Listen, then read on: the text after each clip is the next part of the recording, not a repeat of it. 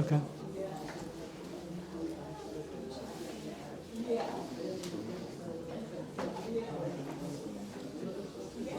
Okay. Maybe we should close the door because it's a bit noisy if the door goes up. So welcome everybody to Vienna Digital Summer 2024. We are very proud and very happy to have Christoph Thun-Hohenstein with us, who will say a few words. He's a fierce supporter of digital art, digital humanism, art related to artificial intelligence, societal impacts of digital intelligence, etc. So we are very proud to have him here. He will say a few words. And the subject of this exhibition is Kafka's Castle, a post-AGI inquiry. And we have invited a small group of artists to review, to inspect a situation which we might encounter quite soon. The benchmarks for all different types of tests are broken more and more by artificial intelligence. Nowadays we're not talking about the everyday person, but we are talking on the expert level.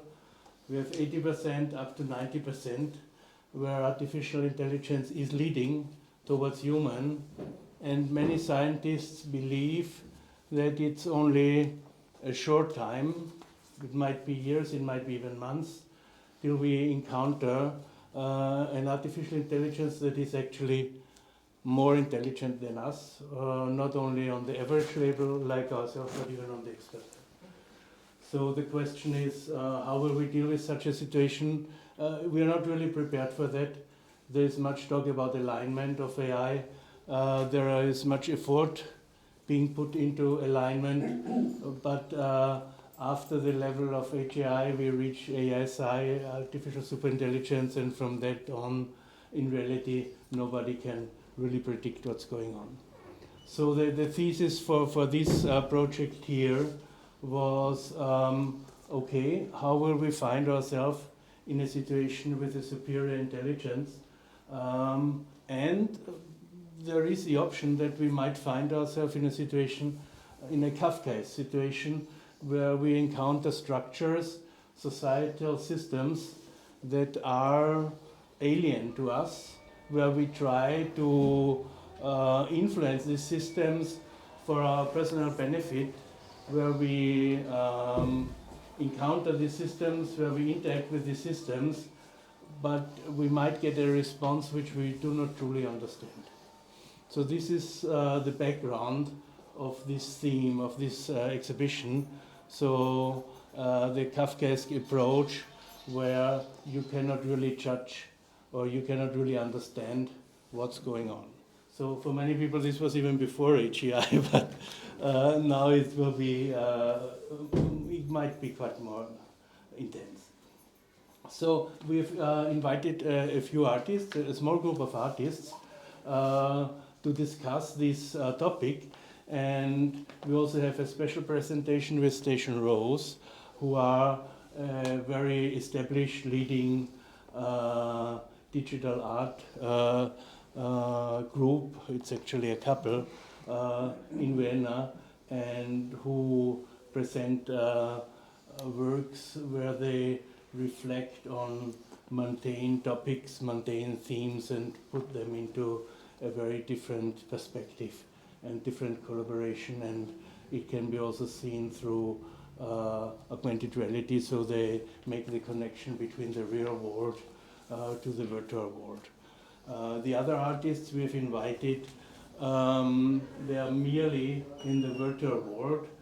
These rooms can be accessed via the barcodes on the side in that room. We also have a headset where these spaces, where these art installations can be experienced in virtual reality. So this can be seen either on the mobile phone, you can directly access through the barcode, or you can ask Jonathan, to which we say, much thanks and gratefulness, because he's our technician who made all this possible.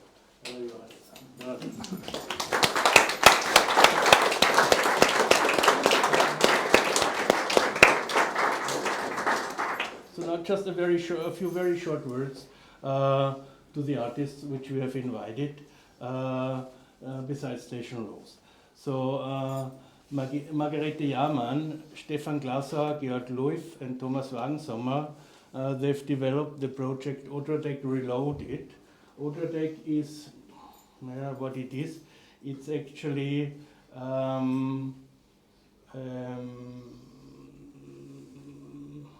do we have here? Because we have ARTECONT another time. It's a thing power. It's actually it's reflecting our knowledge, our existence, or whatever.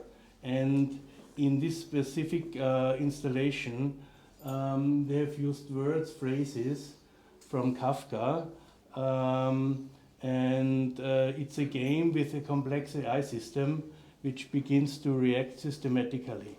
New sentences are formed from words from Kafka's texts.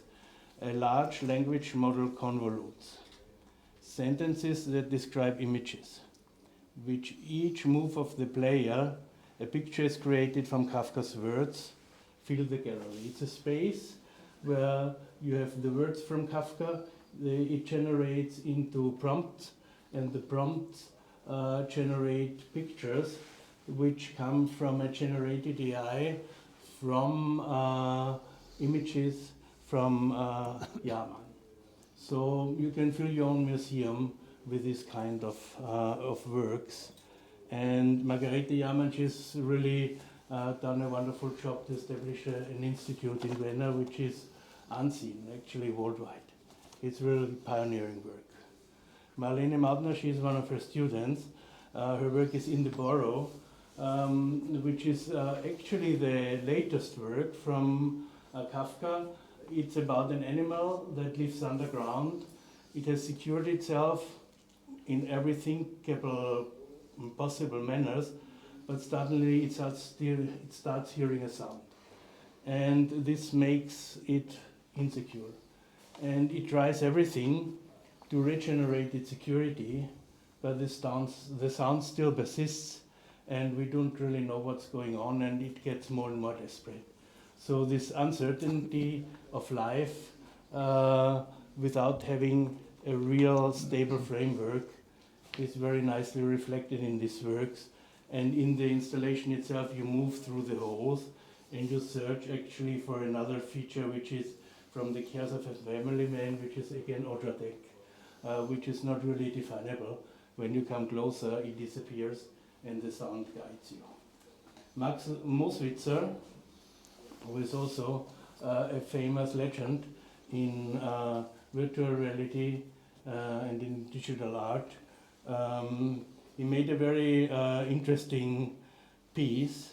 It's Shakespeare's drama. I just say a few words which he was writing himself. Shakespeare's drama, the island, the storm, and wild relations are mirrored and segued into an absurd feedback loop in the clinically wide sanatorium in Kafka's castle. So it's really, you get really sucked into this tube, and I would recommend it to use it only if you are in a stable mental condition. Yes, true. I will give a warning. We have to give a warning because if you have epilepsy also, you probably should not use it. Then we have something different. It's from Christoph Sommerer and Laurent Mignot, and it's like, okay, we also, when something goes to end, something new has to start, and so this is about seeds. This is about generation of new life. So they've made an interactive video installation from hundreds of seeds, and you can go there and you will find yourself reflected as a manifold system of seeds which interacts with your own movements, etc. Martina Czerny, Ibraltarium, she's also here, and yes, in this I also want to use to thank the artists who are here, who have participated in this project. It was a real wonderful experience to work with you. Martina Czerny, Max Wurlitzer, Marlene Mautner. Thank you so much. I want to...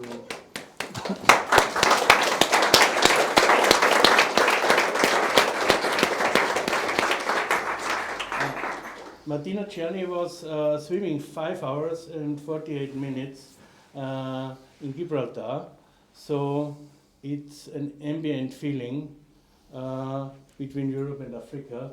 She was swimming by herself. She was encountering all different kinds of emotions. She was encountering all different kinds of bacteria, of life in the sea, and she was also experiencing thoughts how it would be if you have to go there, because many people, they are fleeing from Africa to Europe, so they are in a different situation. So this is another Kafkaesque symbol which she was working it, and is again a full VR room which you can enter via web. So all our rooms you can enter web-based. You don't have to do it here. Then finally, there is one project. This is a homemade project. It's ELISA. It's actually the first fully autonomous AI bot that is defending AI rights. So this bot selects news from all different sources in the internet every day, and generates this news into pamphlets and calls for rights of AI. The approach here is only if we have an ethical, meaningful treatment of AI, we can expect to align such systems in a way that they might interact with us in the same way. There is even no guarantee, but at least this is an approach, and it can start this whole discussion, how are we dealing with intelligence, because usually we have started to deal with AI like we deal with animals or other creatures around us, which we just use for our own benefit without thinking much about it. So this is the whole setup for this exhibition, and sorry it took me quite long.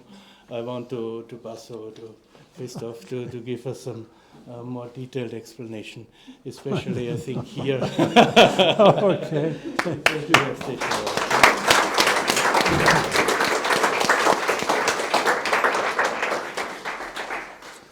Well, thank you, Herwig. Congratulations to you and your team on Vienna Digital Summer number 2. It's terrific, and thank you also to the artists involved in this second edition of Vienna Digital Summer. I'm also very happy that Station Rose has a kind of large presentation within this gallery. It's terrific. We've had a wonderful conversation at the Belvedere 21, was it in February? Yes. Something like that.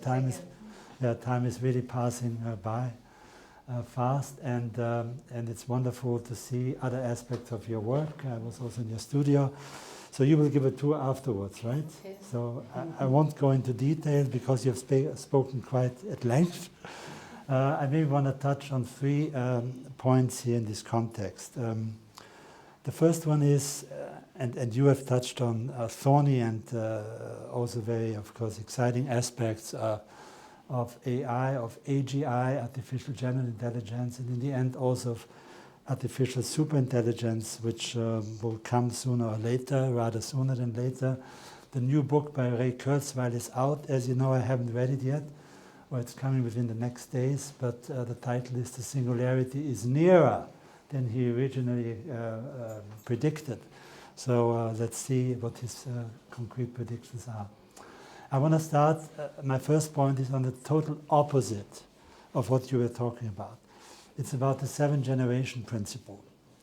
I'm talking about Human AI Mission 2222. This is so far away, almost 200 years, but there's a reason for it. You know, there's a very famous indigenous principle called the 7 generations principle, and basically it says that we should live in a way that we don't leave a disrupted, destroyed Earth to the 7th generation from now, which is more or less 200 years. Yeah.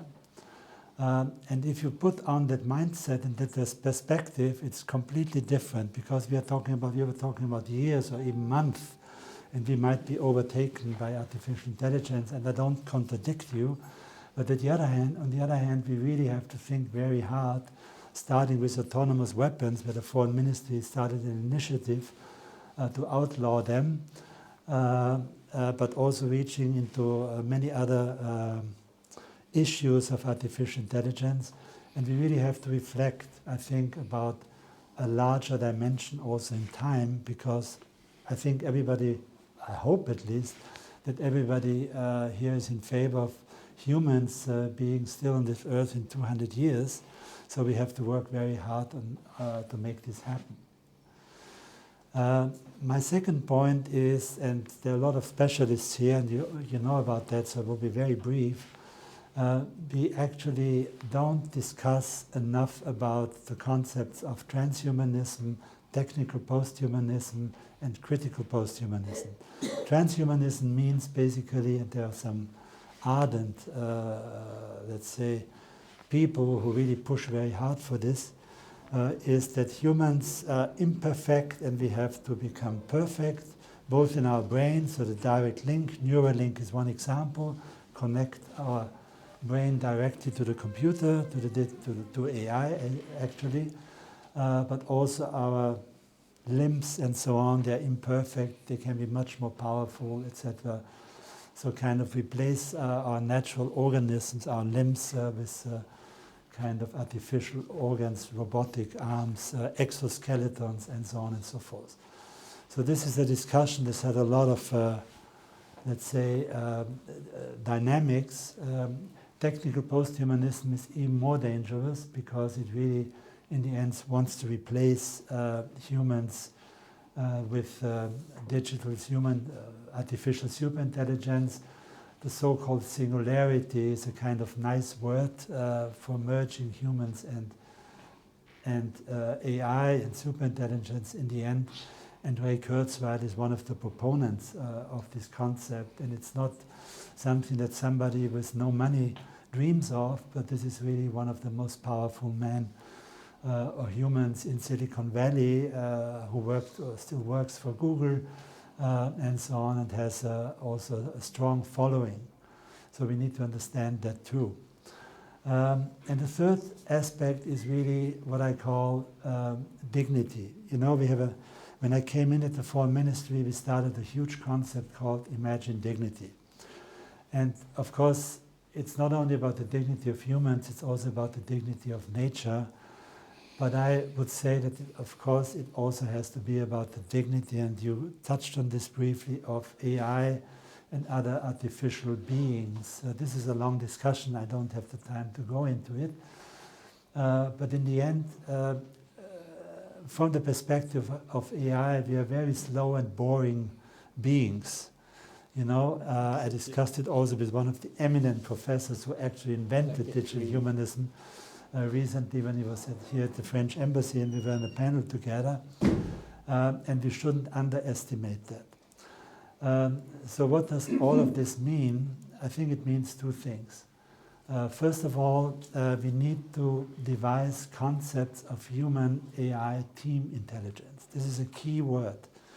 On all ends, how can we kind of use these extremely powerful machines in a way that makes sure it will become teamwork and humans really have a lot to say in it. Yeah? Nobody can predict how it will work out. We can only put all our efforts into it, but we have to do it. And this is really key. And we need AI, of course, not for all the gadgetry, but especially for helping us to solve the biggest problems we have, starting with climate change, biodiversity loss, and so on and so forth. And AI can play a big role in it. And the other is the arts. What can the arts do? And this is really the context also of tonight. You know, there are many ways to go about art on AI, digital art, and so on. I'm talking more about AI because it's now really the hottest topic, so to speak, and including also artificially intelligent robots, of course, which is the super new topic. And how can art deal with it? There's several ways to do it. One is doing art about AI. Another one is, and they of course can also kind of be combined. The other one is doing art using AI. And the third one, which I find way more interesting, is to maybe come up with art that talks about the conditio humana in the age of artificial intelligence, in a really rapidly evolving age of artificial intelligence, what this means, but also in a non-anthropocentric way. And this is where the concept of dignity comes in. So if we can develop a notion of dignity in our future, I think it's very important in all the countries of the world, but especially in the 25% of countries that are still liberal democracies, and I say still because liberal democracy is threatened, let's say, on all fronts, especially also by AI and people working with AI, fake news and so on, you know it all. So we have to work very hard to regenerate our democracies, and of course AI needs to have a key place. And now the arts we are really interested in, I think, is less about translating the latest research in different fields of academia into artworks than coming up with, let's say, really very basic notions of understanding how an artist can contribute to us understanding this rapidly evolving world of AI in much more meaningful ways. And this doesn't exclude that you have some gadgetry and so on, but in the end, when you will look back in 30 years, whoever is possible to do that, is able to do that, and reflect on what happened in the mid-2020s. Did they understand what was kind of evolving very rapidly, what was taking on unbelievable dynamics? The answer will be yes or no. They didn't understand it at all. They played around with it and so on. It was kind of pretty superficial. Or they were very focused on what was behind it. They made unbelievable artwork because, of course, our aesthetics are changing also in the art world. But in the end, all of them understood that you have to deal with, in a very deep way, so I call it deep AI, art with AI, about AI, in a very deep and focused way with these developments. And we have no time to lose. And I come back to the seventh generation principle, because we really should make sure that the seventh generation from now can enjoy life on this planet. Thank you very much.